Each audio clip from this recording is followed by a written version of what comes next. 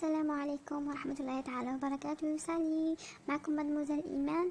اليوم تكملة تاع الجزء الثاني من الفيديو اللي فات اللي هو الدرس تاع لي زارتيكل ديفيني اي انديفيني. اليوم الدرس تاعنا اللي هو لي زارتيكل انديفيني. المرة اللي فاتت درنا لي زارتيكل ديفيني، وهذه المرة راح نكملوا الجزء الثاني اللي هو لي زارتيكل انديفيني اللي هي وش معناها أدوات النكرة. اولا لازم نعرفوا يا اطفال ويا امهات انه ادوات النكره توجد فقط في الفرنسيه. لي زارتيكل انديفيني يوجد في الفرنسيه وليس لديهم مقابل في اللغه العربيه، ليس مثل لي زارتيكل ديفيني اللي هما ادوات التعريف. يوجد مقابل ادوات التعريف عندنا في العربيه التعريف يقابلها في الفرنسيه لو لا لي الابوستروف. اما في الفرنسيه في لي زارتيكل انديفيني ادوات النكره لا يوجد لها مقابل في اللغه العربيه. نبدأ على بركه الله. لي زارتيكل انديفيني اللي هما عندنا ان واللي هي تتعبر على المفرد المذكر مثل كلمه امبير اللي هي معناها أبون. لو استعملنا هنايا لو بير راح تولي الأب، يعني الفرق هي التعريف هذيك هي بين اللو وان. المثال الثاني هو الفخاغ.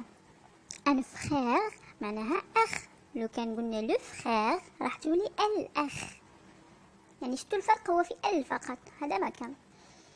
والمثال الثالث اللي هو أنامي. أنامي اللي هو صديق. الارتيكل رقم 2 أو الأداة رقم 2 هي إن، وهي التي تعبر عن المفرد المؤنث، يعني تعبر عن التأنيث.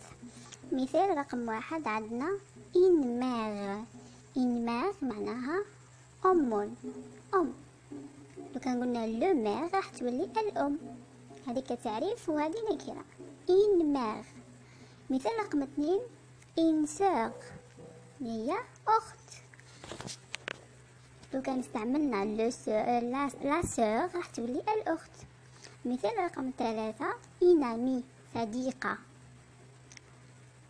هذه رقم 3 للارتيكل رقم 2 اللي هو إن اللي يعبر عن المفرد المؤنث. ننتقل للارتيكل نيميرو 3 والأخير في أدوات النكرة اللي هو دي اللي هي تعبر عن الجمع لكل من المذكر أو المؤنث، يعني كلاهما.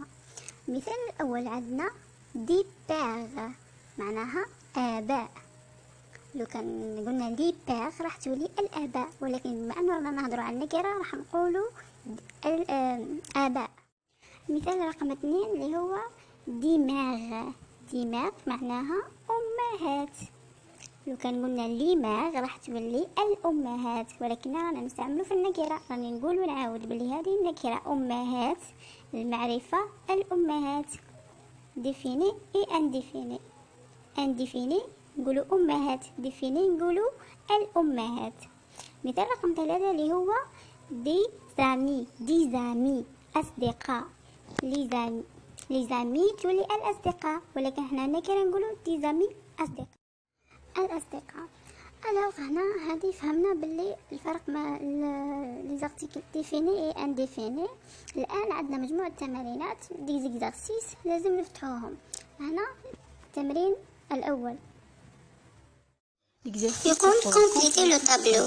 هنا نكمل الجدول نكملو بارتيكل ديفيني او بيان انديفيني. عندنا مجموعة كلمات نضع الأداة المناسبة في المكان المناسب. في لو تابلو على دروات على اليمين نضع ارتيكل ديفيني، يعني نضع أداة معرفة، وعلى غوش نضع ارتيكل انديفيني أداة نكرة. مثلا في الطابلو جهة اليمين نحتاج ارتيكل ديفيني، نقولو لا في. جهة اليسار إن في. وهكذا نكمل باقي الأمثلة غارسون اور انفون، نكمل كما المثال اللي عطيته. التمارين اللي بعده عندنا دو لو طابلو نضع الأسماء اللي ديتيرمينو اي نوم او سينغولي.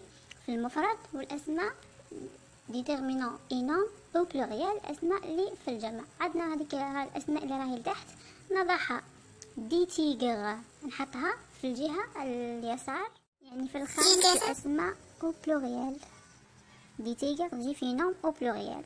التمرين الثاني هو recouper uniquement les groupes nominaux avec un article indéfini، يعني أسماء فقط، أسماء الجمع فقط، أسماء الجمع النكرة فقط هي اللي ننقلها، يعني أسماء النكرة. التمرين الثالث لإكزرسيس نيميرو 3، ننقل أسماء المعرفة، أسماء الجمع المعرفة.